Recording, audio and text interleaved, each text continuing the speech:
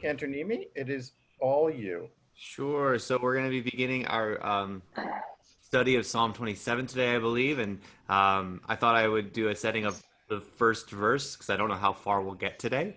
Um, and I've been listening to so many different settings of music from setting various verses from this psalm, and a lot of them fit a particular mold, but there are a few pieces that actually I think make a mold, and I think this is one of those where it's a really lovely setting by Craig Taubman that actually makes a mold for an approach to interpreting this first verse of the psalm.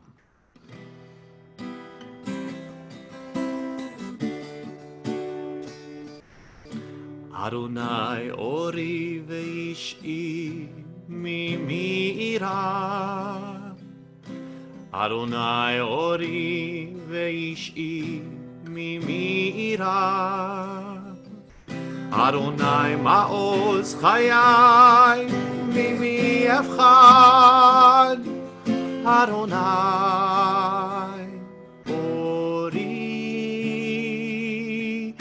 Adonai ori veish'i mimira. Adonai ori veish'i mimira. Adonai ma'oz chayai mimi efchad. Adonai ori. Adonai ori. Ori veishi mimira, mimira. Adonai ori veishi mimira. Adonai ori veishi mimira. Adonai ma'oz chayai mimi efchad. Adonai ori.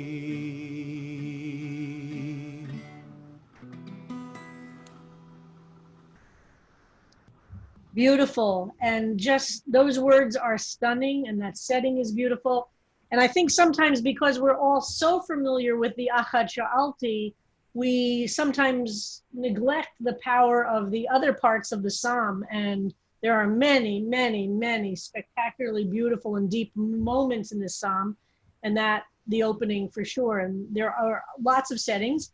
And I'm very happy to announce that Cantor Nimi is going to do a presentation next Monday about different settings for Psalm 27, different parts of Psalm 27.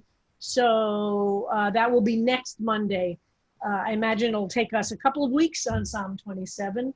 And I just want to say hello to everybody who's now here. So happy to see everybody. Lovely to scroll through and see you all. And as I said earlier, I listened to a bunch of, I didn't get to everything, but I think I listened to about 50% of the classes while I was gone.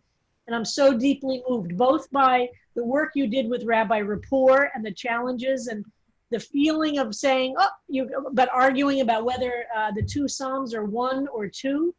And that's a fantastic exercise and deeply, deeply Jewish. And then the work you did in these last 2 weeks of reading through in a different speed, but with so many of you doing, for many of you, the first time reading Hebrew out loud. And this is not easy Hebrew. And I'm so moved by all of the Aleph, Bet, and Gimel classes, exploration of Hebrew. We are hoping to go back to Hebrew classes also after the Days of Awe. So stay tuned for more information about Hebrew classes continuing then. Right now, everybody knows we're in a special Elul semester, a semester during this month of Elul of special study. And I hope for those of you who can, Rabbi Moskowitz is doing a 15-minute short study of Hilchot Tshuva, the laws of repentance by Maimonides, which is the basic text on repentance in our tradition, every morning at 8:30 from 8:45. But then it is recorded and it's on our Facebook page. So all day long, and it's a wonderful thing to commit to for the month of Elul, to study 15 minutes of Hilchot Tshuva the laws of tshuva every day. You could do it at your time, anytime you want to, by going to CBST Facebook page. I'm not sure if they're also being stored on the website, but we can check. They are, Harold, do you know? They are. Yeah. They are. So you I can think also go to, they're stored on Facebook, I believe. they're I'm definitely gonna on check. Facebook. I don't know if they're on the website, but I'm you going can to go check to, and see.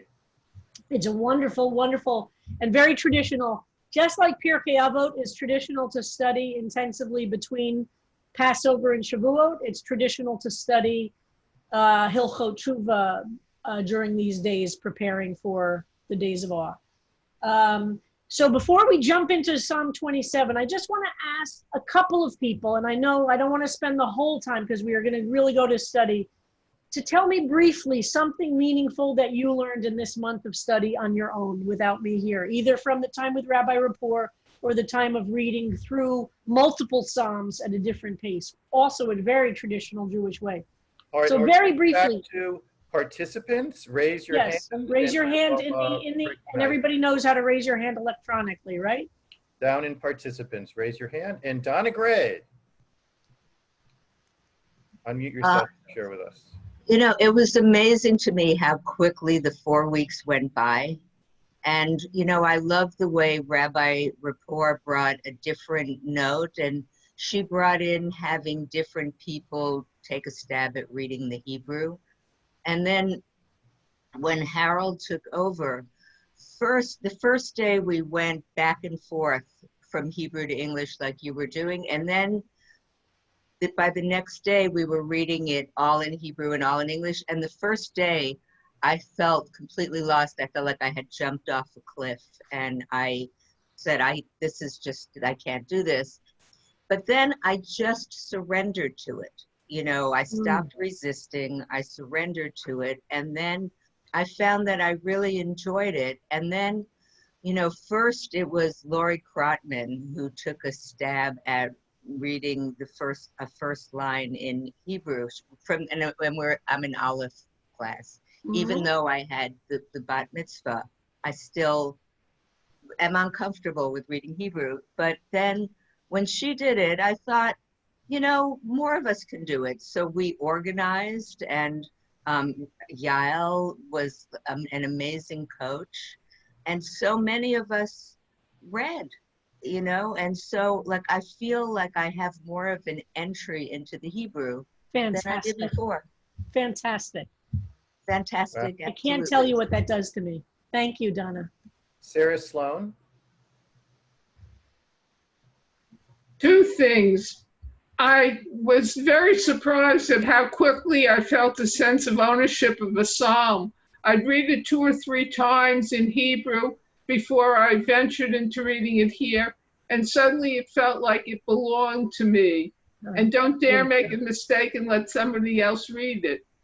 The other thing was how lyrical it was to close my eyes and listen to people read the Hebrew and the English, and the pause between the two psalms felt like a piece of music to me.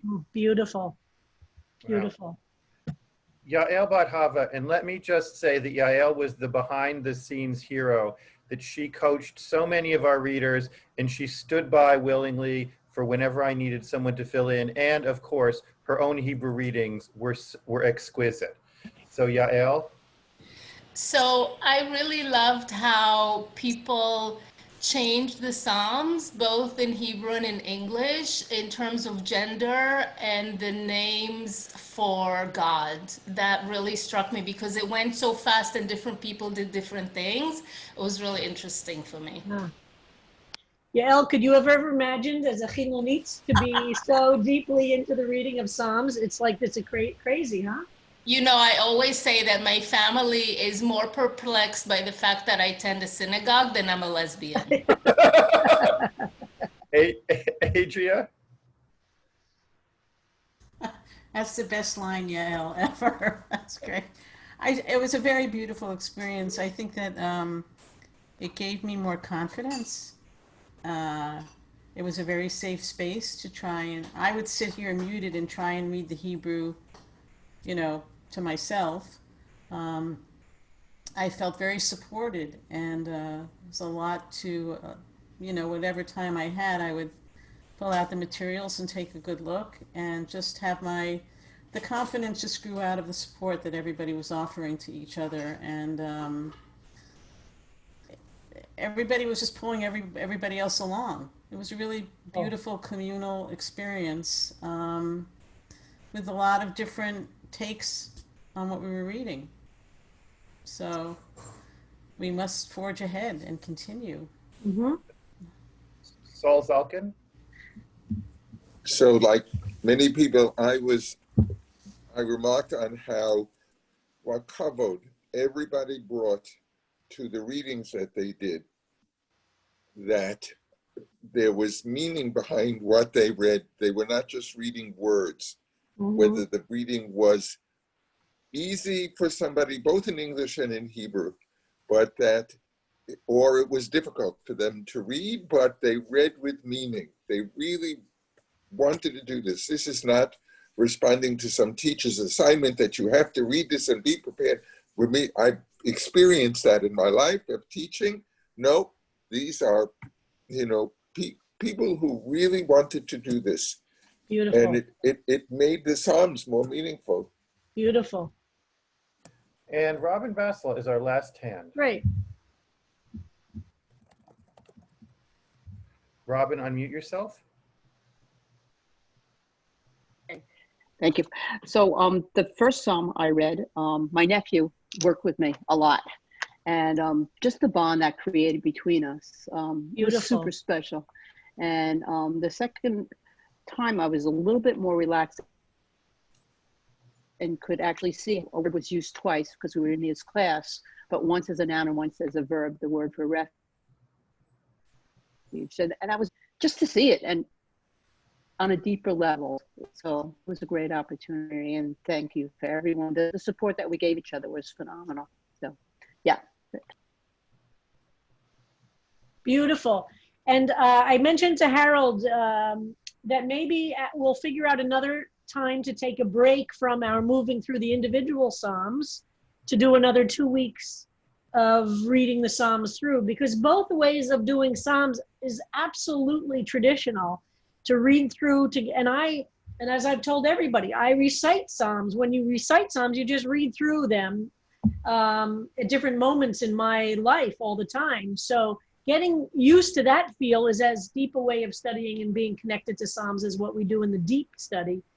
And what week are we up to, Harold? Do we know which week this is? Is this 2024?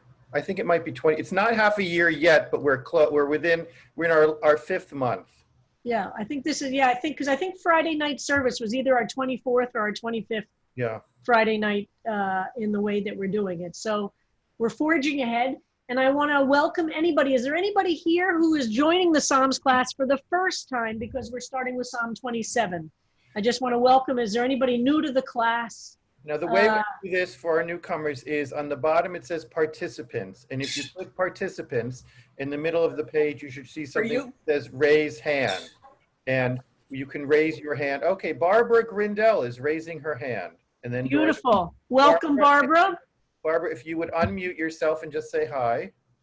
Just so we could say hello to you, Barbara. Where are you? I was waiting for a time when there'd be an opening. And Friday night, I watched the service, and there it was. I said, Cheryl, I have to join this class. She's calling me. So. And Barbara, are you on Cape Cod now or Florida? Yes, Cape Cod. Cape Cod. Wonderful. We're staying. So happy to have you. As long as we want to. Great. Afraid to go back to Florida yet. So. Yeah, good idea. Right. Cape Cod's good. Thank you so much. Dorothy Leyland. Whoops. I guess I disappeared somehow. Well, we hear you. Anyway. We can hear you. Yeah, I'm happy to be here. Thank you very much. Welcome. So happy to have you. Jackie Carey. Good morning, everybody. I'm Jackie. I'm joining you all the way from 41st Street, and it's great to be here. Hi, everybody. Great. Welcome, Jackie. Happy to have you. And Julia Porper has her hand up. Yeah, hi, folks. I'm actually calling in. This is probably not technically my first time, but my first time probably since March. I've been actually working from my office, and you might actually hear my printer going off in the background. So if I'm hard to hear, I'm sorry for it. I'm going to try very hard because I feel like I need to get into the high holiday mood. So that's why I'm Good. doing it. The work. Just put yourself on mute and just listen in. We're happy to have you, Julia. I'm going to try my best to participate and to do it. It's hard because I am at work. Okay. Well, I think that we have a few others like you, so we're happy to have you, Julia. Wonderful to see you. So And is Rabbi, that it? Rabbi, if I can raise my hand. Yes, and Harold. myself. Okay. I think that what I found through listening to them read in Hebrew was the number of different individual voices in the Psalms. When you read it in translation, or even when you read it on a page, it's sort of evened out. It's all the same typeface. It all looks the same, and you're struggling with the words. When you actually hear them, you hear things. You hear alliteration. You hear word choice. You hear the way that they're composed line by line. And I remember some of them, I'm like, okay, this was composed by someone. This was their only psalm, or this one is so different. And I really started hearing what to me was the different authors' voices. And possibly, you hear all the different types. This one would have been great for reading in public, and this one would have been more personal. And then I think that what happens is there were some lines. I mean, we did it. We went through. We didn't stop, and we didn't comment. There were some lines that were just heart-stopping. Yeah. There were some lines in Hebrew where I thought, I've got to go back and memorize these lines. There were some lines in English, and I will particularly call out Jeremy, who did a beautiful job on some of the longer Psalms. There was one line, I was young and now I'm old. And I thought we could just stop the class right there at that line. It was so powerful, and really the different voices from the class. And I was so delighted at how many people in this class and in the synagogue really have the Hebrew chops to read a Psalm. I mean, we have our Torah readers, and we have some people who participate in class, but I thought, wow, we have such a well-educated congregation, and I hadn't realized the extent to which we had that Hebrew knowledge before. Beautiful. I'm so happy, and I'm so happy that so many of you participated in classes over the summer to improve or to begin learning Hebrew. And it's all about wherever you are, jumping in, owning it, and going forward. So shall we start Psalm 27? Shall I put it up? Yes, and did everybody, by the way, I don't know if folks were with us Friday night for services, but we unveiled, that might be the right word, we released for the first time the CBST Achat Sha'alti sung by the CBST chorus, and we will be putting it up on Facebook, and maybe we'll play it, Harold, tomorrow, or we'll pick a day to play it. The version is not finalized, so we can't release it publicly yet. But when it's up on Facebook, you'll be welcome to share it. We have a few tweaks to make and credits to give and things like that. So don't share if you don't share it yet from Friday night, but we were so eager for the first Friday night of Elul for everyone to hear it. Wasn't it spectacular? It was. And I think we have quite a few chorus members in the class. Yes. Might be able to talk so maybe when we play it, we'll talk a little bit about the singing of it. But so wait to see it on our CBSD Facebook, and that will be the version that we can release and share with others. We don't want it shared yet. All right, Adonai Ori B'Yishi. All right, well, so who's going to be our Hebrew reader?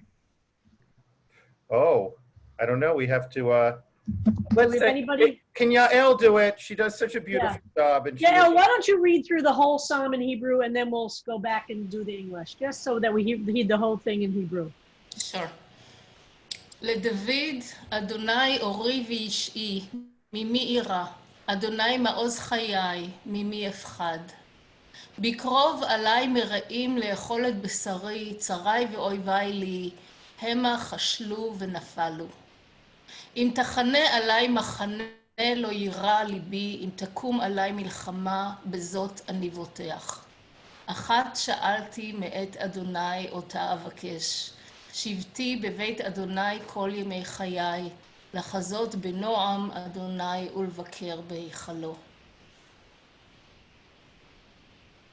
Harold, can you scroll? Sorry. Yes, sorry. I think I didn't share right. Let me do that again. Okay, how's that? Okay, great. כי יצפנני בסוכו ביום רעה יסתירני בסתר אוהלו בצור ירוממני. ועתה ירום ראשי על אויביי סביבותיי ואזבחה באוהלו זבחי תרועה. אשירה ואזמרה לאדוני.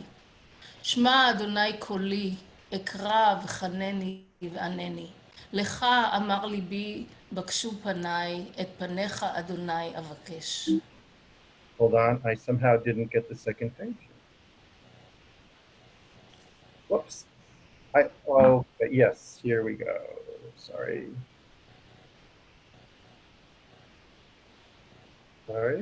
All right. A little tricky today. Hold on. All right. All right, this should do it.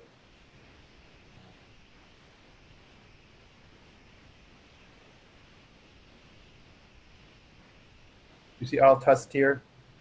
Yes. אל תסתר פניך ממני.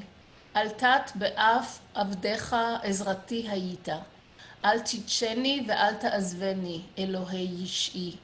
כי אבי ואמי עזבוני, ואדוני יאספני. הורני אדוני דרכך, ונחני באורח מישור למען שורריי. אל תתנני בנפש צרי, כי קמו בי עדי שקר, ויפח חמס.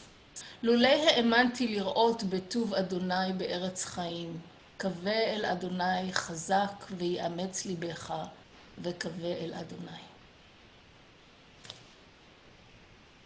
All right, so I'm going to read it through in English and then we'll start our conversation. And there's a lot to say, and we're going to be studying this in great depth. Of David, and I'm just reading this translation again. I'll say for those who haven't heard me before, I'm not advocating this as the translation. It's every translation is interpretation. So I'm just reading this one because it's on the screen, but we'll be exploring lots of different ways to encounter these words. Of David, the Lord is my light and my help. Whom should I fear? The Lord is the stronghold of my life. Whom should I dread? When evil men assail me to devour my flesh, it is they, my foes and my enemies, who stumble and fall. Should an army besiege me, my heart would have no fear. Should war beset me, still would I be confident. One thing I ask of the Lord, only that do I seek, to live in the house of the Lord all the days of my life, to gaze upon the beauty of the Lord and to frequent his temple. He will shelter me in the pavilion on an evil day. Grant me the protection of his tent. Raise me high upon a rock. Now is my head high over my enemies round about. I sacrifice in his tent with shouts of joy, singing and chanting a hymn to the Lord. Hear, O Lord, when I cry aloud. Have mercy on me. Answer me. In your behalf, my heart says, seek my face, O Lord. I seek your face. Do not hide your face from me. Do not thrust aside your servants in anger.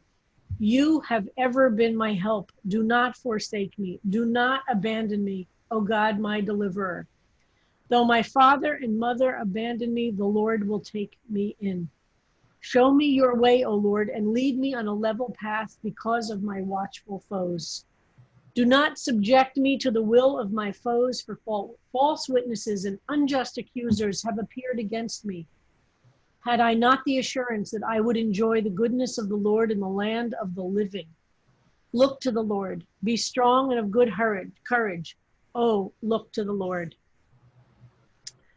Okay, so the first point that I want to make before we dive into the actual words is the reason we're doing Psalm 27 now, we've jumped ahead, is that it is traditionally done during the season. Now, where does that even come from? And how long have we Jews done that? So it might surprise you to know that it's not the most ancient of traditions, that we've been doing this, associating Psalm 27 with the days of awe for a couple of hundred years. I think from the 1700s is the first time we see in a Siddur or in a commentary any rabbinic authority saying this is the psalm for the season.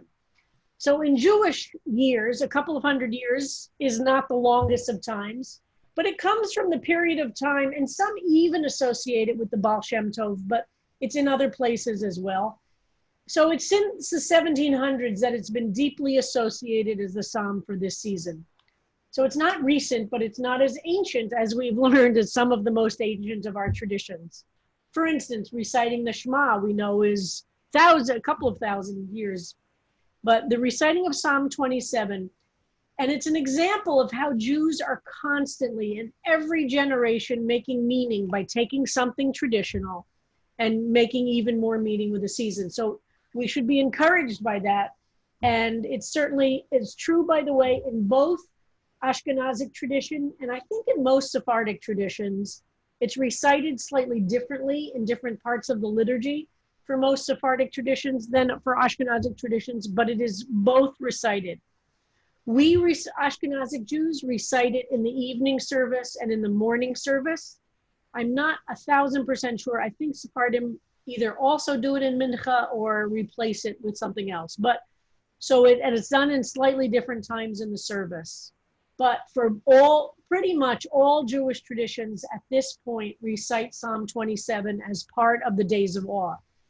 Some recite it only for the days of the month of Elul, and then on the days of awe themselves.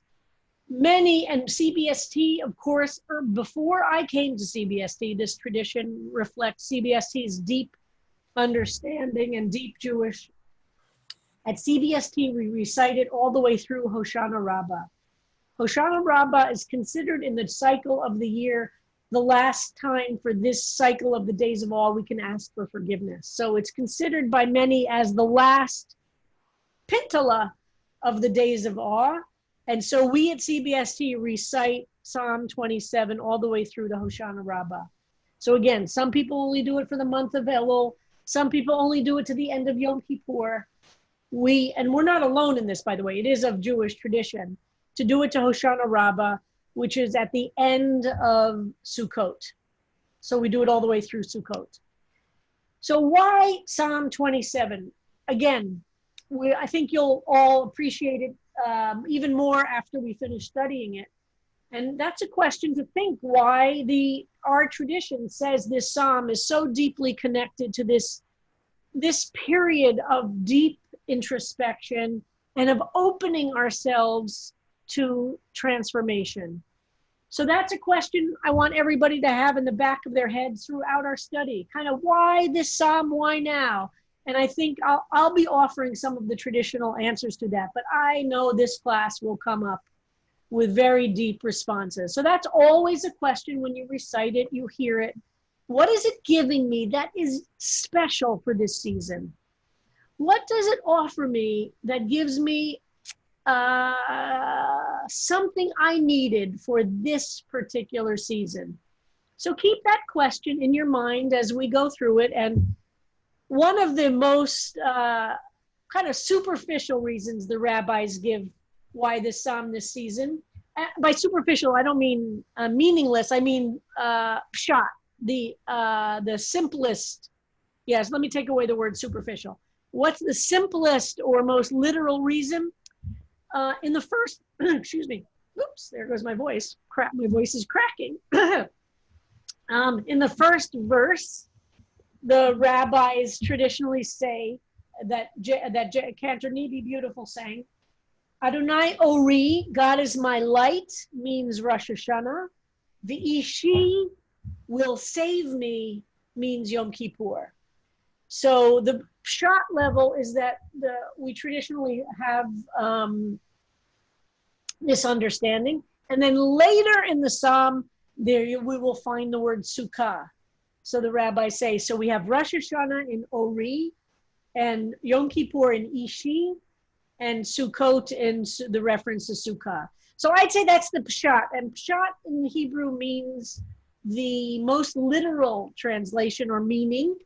And we understand in all translation and interpretation that we do, we refer to for something called the Pardes.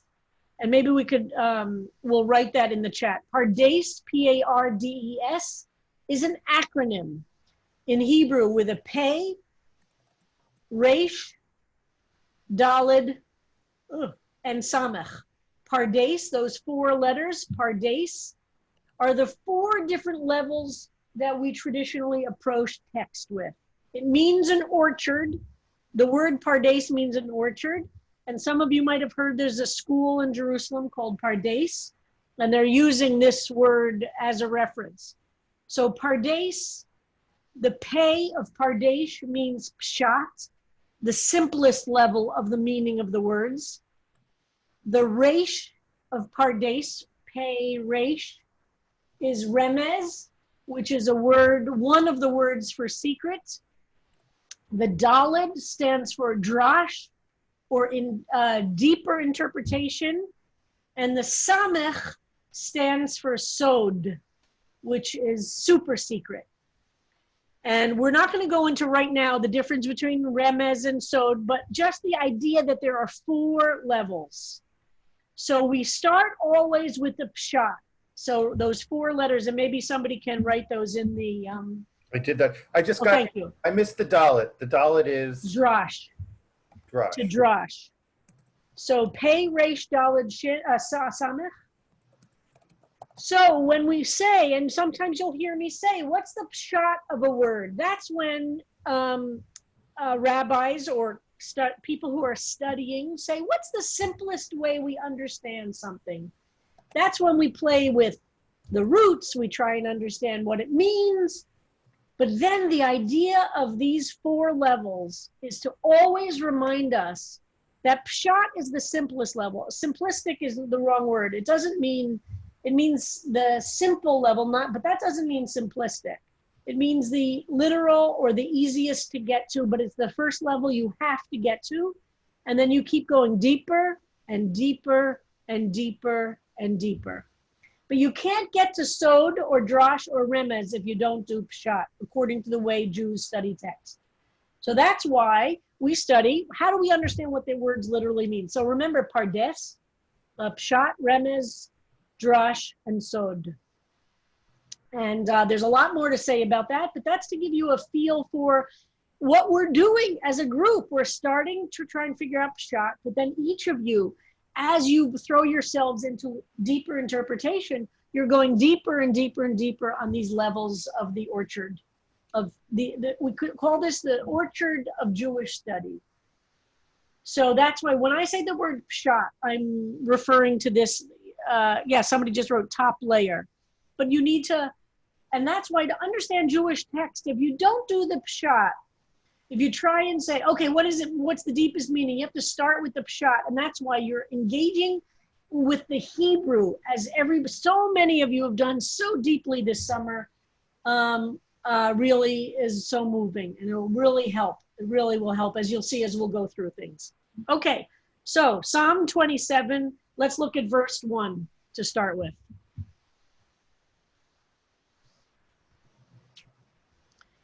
Now, you'll notice, and I know as you read through the Psalms, one thing that you notice, as we've pointed out with the, are we up to 11 or 12? I forgot 11, when we get back to in order, yeah. We're going to go back to 11. So with the first 10, one of the things that we always notice is how different the introduction to the Psalm is, so to speak. Now, notice this doesn't say Mizmor LeDavid, which is a common way of doing it, just LeDavid. What does the lamed mean in the beginning of a word like that? Has anybody learned that? With a lamed like le, David? Let's see who's raising their hand. Who's raising their hand? What does le mean? Somebody. All right, Sue. Oh, it means 2? I think 2. It can mean excellent. 2 is the most literal meaning. It can mean 4. It can even mean of. It's some relationship to the following word. 2, 4, of are the common ways of understanding it. And we have here the as Cantor Nemi has taught us, that line indicates a big pause. So look at how the Hebrew is structured. That's why there's a period in this particular translation after David. There is a sense of real gap of David, for David, by David, we don't exactly know. but then a strong pause, and then the Yud He Vav He, which is the 4-letter name of God, the biggest name we have, the name was only pronounced once a year, and only by the Kohen Gadol, the major priest, on the holiest of days of Yom Kippur. We have no idea how it's pronounced. So Lid David, Yud He Vav He, the 4-letter name of God. And again, this Hebrew has it capitalized to show you the Lord, but Yud He Vav He, and then another gap. So Lid David, Yud He Vav He, gap, and now we go into these deeply beautiful, to me, descriptions. Aleph Vav Resh, or, is light. We know this from so many different words in Hebrew, and people might remember Maya Orly Cohen, our CBSD beloved member and teacher in our Limud class and staff member, and Ayelet Cohen's sister. She's named Orly. Her middle name is Orly, which means my light, because she was born during Hanukkah. And it's very common for children who are born during Hanukkah. Why? Because Hanukkah is the festival of lights. And we have Or-li or Ori. Where else do we come across the word or in Hebrew? Menorah.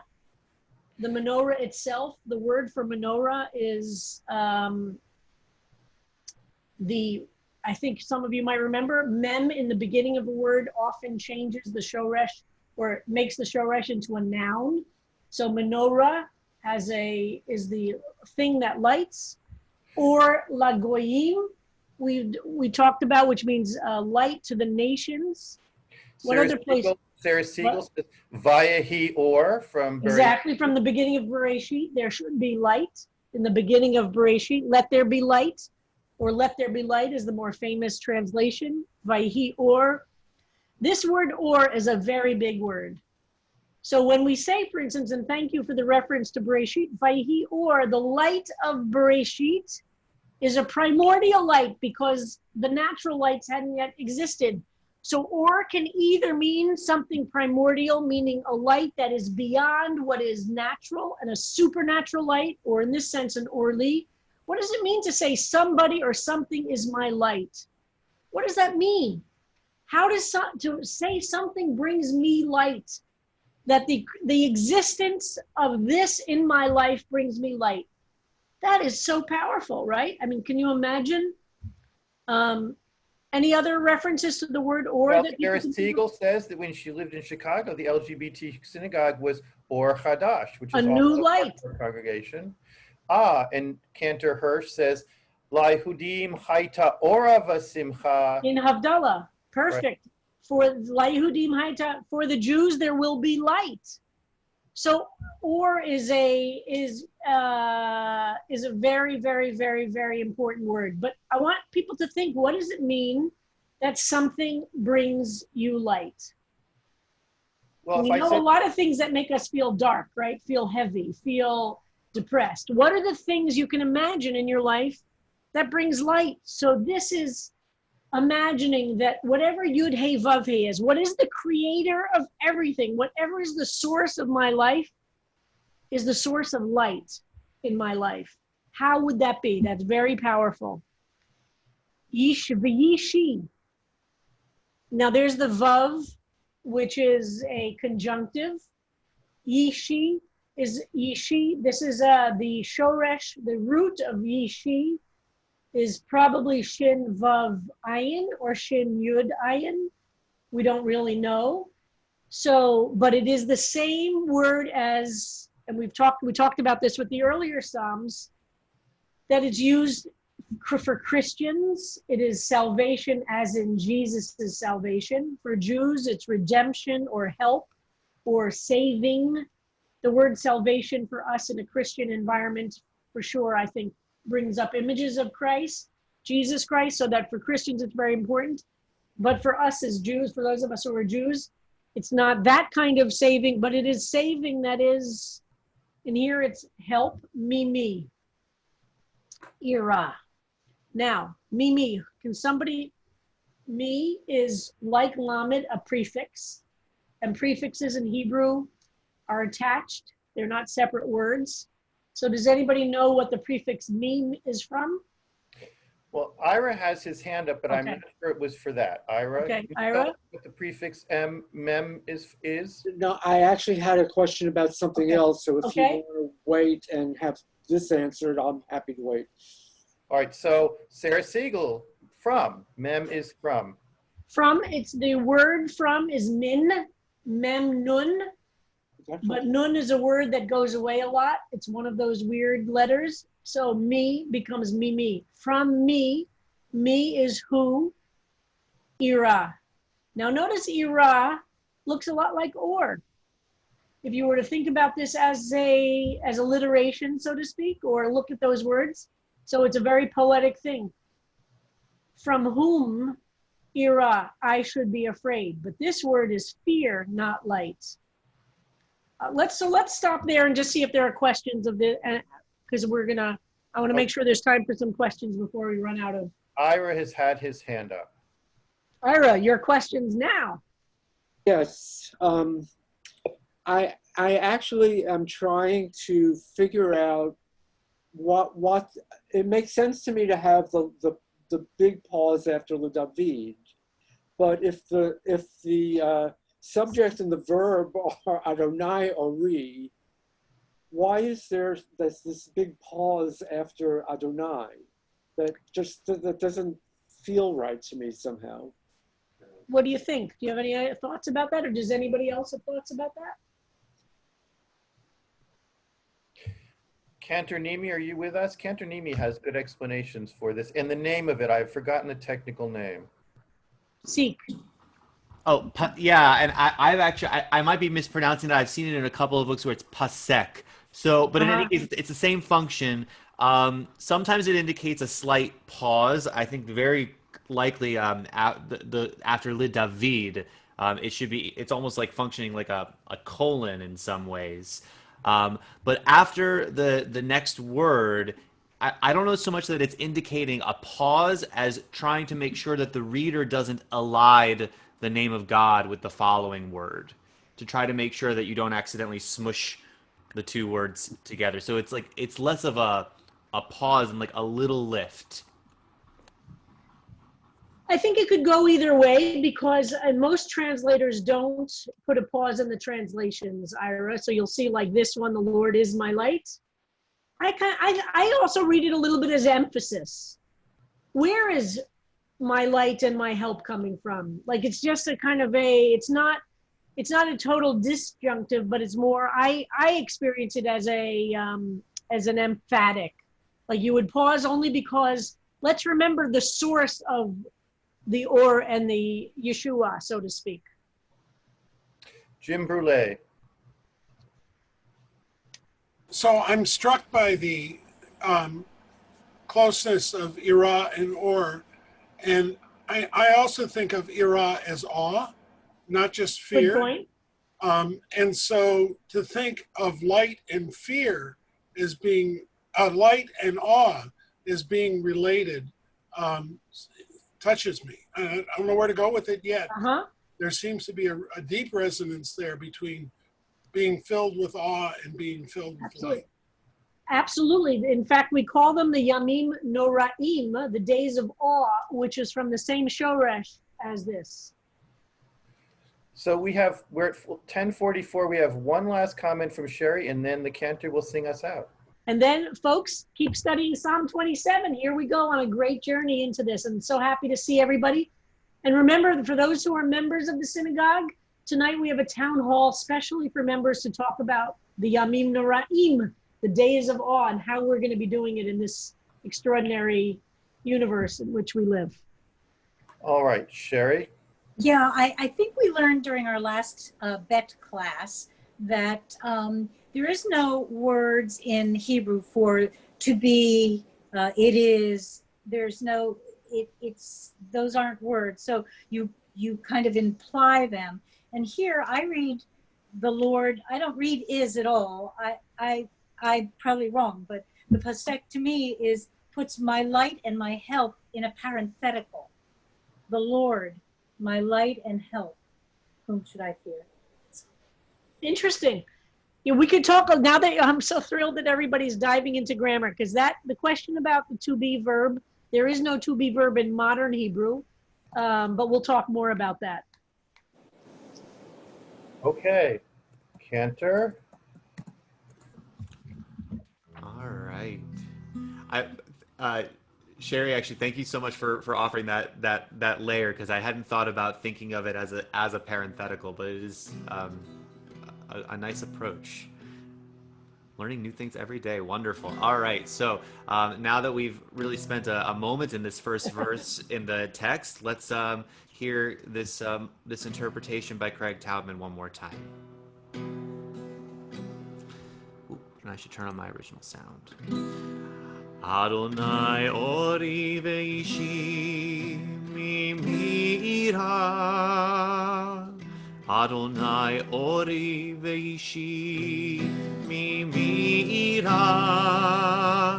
Adonai maos chayai mimi evchad. Adonai ori. Adonai ori veishi mimira. Adonai ori veishi mimira. Adonai maoz chayai mimi evchad. Adonai ori. Adonai ori. Ori veishi mimira. Mimira. Adonai ori veishi mimira. Adonai ori veishi mimira. Adonai maos chayai mimi evchad. Adonai ori.